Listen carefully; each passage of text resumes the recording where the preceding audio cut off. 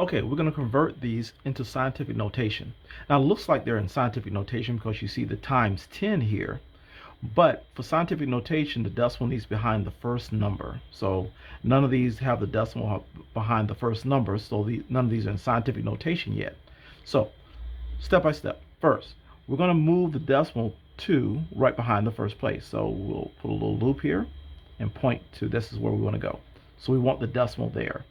So if we put the decimal there, it'll become 1.2, which is for scientific notation.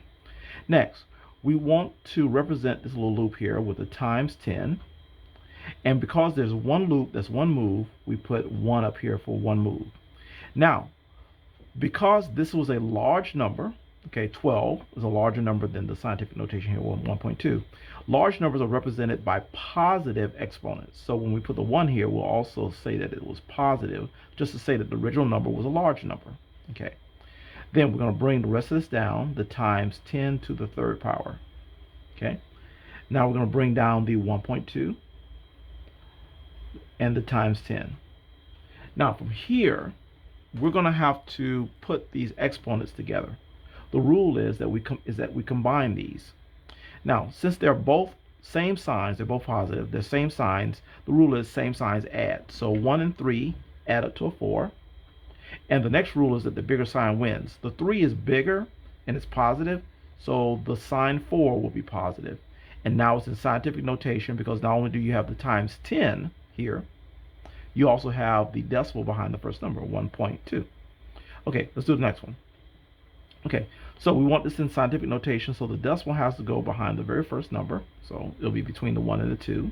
So now it's 1.2, and then there's the 3. And then we'll put times 10 here. Now, since it moved over one time, this is going to need a 1 here. Okay, and the original number was a 12. 12 is a large number. We consider that large numbers. Anything kind of in front of the decimal are large numbers. So this was a large number, so we represent it with a positive 1. So I'll just put a plus here just to remind you that it is a positive 1. And we'll bring down the times 10 to the negative third power. Now we'll bring down the 1.23 and the times 10.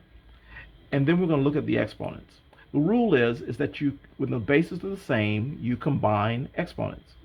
So to combine a positive 1 and negative 3, the rule is same signs add, different signs subtract. So different signs will give us 2. 1 take away 3 is 2. And the bigger sign always wins. The bigger sign is on the 3, and the 3 has a negative, so the answer 2 has to have a negative. So it's a negative 2. And this is now scientific notation because we have the times 10 here, and we have the decimal right behind the 1. Okay, next. We want to put this in scientific notation, so this decimal has to go right behind the 1. So we're going to put a little loop here, and it'll go right between the 1 and the 2.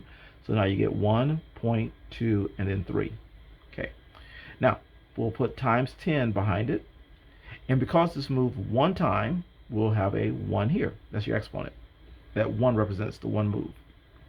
Now, the original number was a 0.123. 0.123 is a small number. Okay, it's before the decimal. So small numbers are before the decimal. That means that we need to represent small numbers with negative exponents. So to let everyone know this is a small number, we'll put a negative here. So this tells us this, when we turn it back into a regular number, it needs to be smaller. And the negative tells you, make that smaller and it'll go back to the original. Now let's bring down the times 10 to the second power. And we'll bring down the 1.23 and the times and the 10. And then we're going to combine the exponents. The rule is when you have same bases, you combine exponents. And when you combine these are different signs. So same signs add, different signs subtract. So 2 take away 1 is 1. And the bigger power always wins, or bigger sign always wins. So 2 is bigger and it's positive, so the 1 is going to be positive. And we're done. Again, the 1 is positive because the 2 is positive, the bigger number. All right, let's try the next one. Okay, we want the decimal right here between the 1 and the 2, so let's move that right there. So the decimal goes over. So now it's 1.24 times 10. And since that was only one move, we need a power of 1. And 0.124 is a small number, okay? Anything before the decimal is a small number, definitely smaller than 1. So that's negative. So we represent small numbers with negative exponents. So negative exponent lets us know that we're originally dealing with a small number. Let's bring down our times 10 to the negative second power. And we'll also bring down our 1.24 and the times and the 10. And now we're going to combine the exponents. The exponents are -1, -2. So same signs add. So this is going to become a 3. And the bigger sign always wins. So the 2 is bigger. So it's negative wins. So, and it's a -3. So this is now scientific notation. Okay, for this one, we want this to be scientific notation. So the decimal has to go between the 1 and the 2. So let's get it there. Between the 4 and the 3, the 2 and the 3, and the 1 and 2. There we go. So now this is going to be 1.234. And times 10. And so we have how many loops? 1, 2, 3 loops. So this is a third power. Now, the original number was definitely bigger than 1. Okay, it was like 1,234. So to represent that this is a big number, we're going to say this is positive 3. Again, the positive and negatives here simply tells you whether the original number was big or small. This is big because it's bigger than 1. All right, so we have that. Let's bring down the times 10 to the negative third power here. All right, good. Now let's bring down the 1.234 and then times 10. And we're going to combine the exponents, positive 3 and -3. Different signs subtract. These are different signs. So 3 take away 3 is 0. And 0 does not need a sign because 0 signs mean positive means after 0 and negative means before 0, and 0 can't be before or after itself, so it doesn't need a sign. Okay, next one. We need to move this decimal between the 2 and the 1. So let's move it here, here, and then there. So this is going to be 1.234 now times 10. And that's 3 loops, so that's times the third power.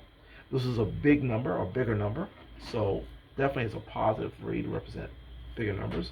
And let's bring down the times 10 to the third power here. Now let's bring down the 1.234 and the times and the 10. And the rule is we're going to combine exponents when the bases are the same. We're multiplying bases, same bases. So 10, 10, same base. And we have positive 3, same signs add. Same signs add, so we get 6. The bigger sign wins. They're both the same size, so we can use a plus on either one. So it's a positive 6. Next, we have here, we want the decimal between the 1 and the 2. So we're going to move it here, here, and then there. Okay, so this now gives us a 1.2 times 10. And that took 1, 2, 3 loops, so that'll be a third power. Now, 0.0012 is a small number, definitely smaller than 1. So things that are smaller than 1, we're going to make sure that represented by a negative exponent. So it's a -3. Just the negative simply means that this right here was a small number. Let's bring down the times 10 to the 5th power. And then we'll bring down the 1.2, the times 10. And we're going to combine the exponents. When you're multiplying same bases, you combine exponents. So you combine a -3 and a 5. The rule is same signs add, different signs subtract. So subtract, we'll get 2. And the bigger sign wins. The 5 is bigger, so this will be a positive 2. Okay. Next, we want the decimal between the 1 and the 2. So let's move it here, here, and here. So now it becomes 1.2 times 10. And this took 1, 2, 3 moves, so this will be a third power. And 0.0012 is a small number, smaller than 1. Therefore, since it's small, we represent it with a negative exponent, so there'll be a -3. Bring down the times 10 to the -5th power. And now we'll bring down our 1.2 times 10. And we're going to combine the exponents because we have common bases. We're multiplying by the same base. So, same signs add, so 3 and 5 gives us 8. And then the bigger sign wins. The 5 is a negative, so the 8 will be a negative. Lastly, we want the decimal right here between the 3 and the 4. So we're going to move it here and then there. Okay, so this will be a 3.45 for scientific notation. And then times 10. Let's see, since that was 2 loops, this will be a 2. And since this was a small number, less than 1. 0.0345 will represent by negative exponent. And then we'll bring down the times 10 to the 6th power. Okay, now let's bring down 3.45 times 10. Now, we can need to combine the exponents. So we have negative 2 and positive 6. So same signs add, different signs subtract. So we're going to subtract and get a 4. The bigger sign always wins, so the positive 6 will give us a positive 4. And this is now in scientific notation because we have the decimal behind the 3 and after the 4 and the times 10 part.